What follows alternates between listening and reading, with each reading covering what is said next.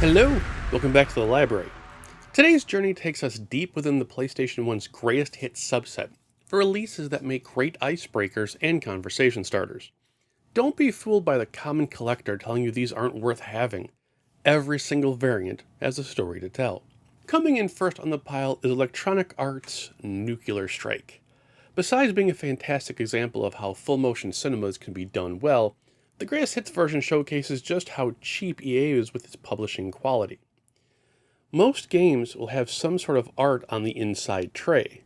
Perhaps an advertisement, perhaps an upcoming game, or even just the controls. Nuclear Strike, however, a big fat nothing. They couldn't spend a couple of cents to print, I don't know, anything in here. They couldn't even bother to print the PlayStation Greatest Hits banner, so when you're looking at it on a shelf, it looks like it's incomplete. But it's real. It's so real. Now, to their credit, when this was sitting on store shelves, the bright white line stood out like a sore thumb, even more than the Greatest Hits banner, so it was a nice way to draw attention to itself, and then make you realize how lazy they were. Next up in the re-release of Jurassic Park: The Lost World. In the days before console patches, developers would need to wait and see if it was worth revisiting the source code for any improvements in a subsequent second printing. Thankfully, the developers took much of the Lost World's criticisms to heart with the greatest hits. Featuring a whole new T-Rex level, a longer health bar, and slightly nerfed damage ratios, and even have new mid-level checkpoints, the game became a lot more accessible to a younger audience, and for those of us that are terrible at video games. Speaking of code adjustments, this topic would be pointless without talking about the racing giant Gran Turismo 2. Hardcore track maniacs took to the wheel on day one, but it wasn't long before issues began popping up. Gran Turismo 2 was plagued with several bugs, including a game-ending bug that in reality was a completion bug. Due to not recalculating percentiles after removing a drag racing feature, a completed game only rang in at 98%.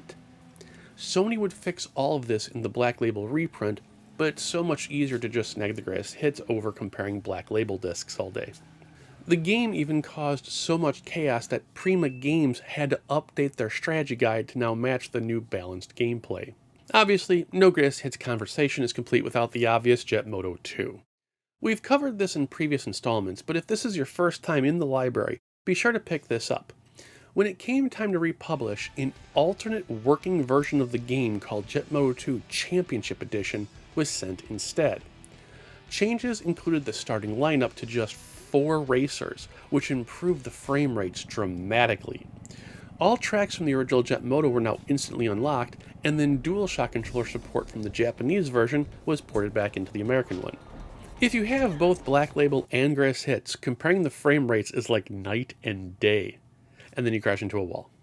Skipping away from the code updates for just a moment, let's talk about one of the more subtle unicorns in the group. The Greatest Hits copy of WWF Wrestlemania, the arcade game. If you're a long box collector, this one is intriguing since it is the only long box game with no middle ground.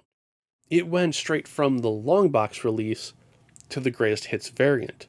No plastic ridged case, no flat cardboard, not even a Black Label jewel case. If you like the game but have no need for long box collecting, this is a perfect fit with the other games. Jumping back to code updates, it's the fan favorite Mortal Kombat Trilogy. Midway's blended remix of the first 3 Mortal Kombats into one game is a good time, even for a Street Fighter purist like myself. The game's launch was riddled with glitches though, infinite combos and other oddities. As reprints became required, the dev team spent more time cleaning up the mess and fixing everything they could. Their revision was released to Black Label, but it's far easier to just snag the greatest hits. This entry is also notable since the PlayStation's version of the MK trilogy will be included in the upcoming MK Combat collection, but with Shang Tsung's morphs properly functioning with no load times. Might as well get some practice in before taking it online in the modern hardware. Rolling into the penultimate entry is the Driver Compilation Pack. This one is a bit peculiar for a variety of reasons. For starters, it's the only greatest hits released to the Collector's Edition Twin Pack packaging subset. Second, this and Grand Theft Auto Double Pack are the only 2 releases in the United States to contain 2 previously released games in one combined packaging. Other bundles, like Final Fantasy Chronicles, came pre-packaged or were at least separated in their Japanese forms.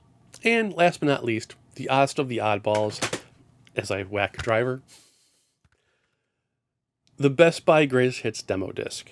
This is one of my favorite releases on the system, both because of its existence and because it was a great idea released far too late in the system's life cycle. Now, normally when you send out a demo disc, it's usually A, free, and B, used to promote an upcoming game and start setting up pre-orders.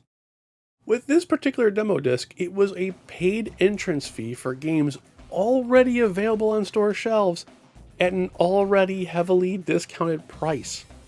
Imagine how indecisive you'd have to be to have paid $5 just to see if maybe you liked 5 games everyone in every publication had already confirmed were fantastic purchases, if not for some of the best games ever made. Burned to the platter were Crash Bash, Final Fantasy Tactics as a video preview, Gran Turismo 2, Legend of Dragoon, and Spyro Year of the Dragon. The genre spread is fantastic, with about an hour's worth of content to burn through before you see everything. I know I mock the intended consumer for this, but I believe that had this been sold better, Best Buy would have had a very lucrative add-on sale concept for the PlayStation 2 going forward. The demo's gimmick is that it provides you with a glimpse of the system's best games rather than just random filler like other demo discs. Imagine buying new hardware and the clerk offers you an interactive guide on what to play and what everyone else is playing right now. Sadly, despite the obvious Volume 1 printed all over the case, the concept never took off to allow sequential follow-up volumes. And there you have it, guys. 8 games worthy of starting a conversation or at least talking about the greatest hits. I'm not kidding, like, I love this packaging. It is so, like, we don't know why they would have gone greatest hits when you already had the collector's edition twin pack with Elmo's street address. But, like, pulling it out, the heft this guy has from the 3 discs and the 2 manuals and the bumper sticker and the other stickers, it just felt special. Like you were really getting something, not to mention basically catching up on the Driver series before then Driver 3 had come out. If you have any questions, concerns, ideas, and thoughts, let me know in the comments below. Otherwise, you can check us out on Patreon, where we have the site updates and all the rest. I'll see you there. Take care.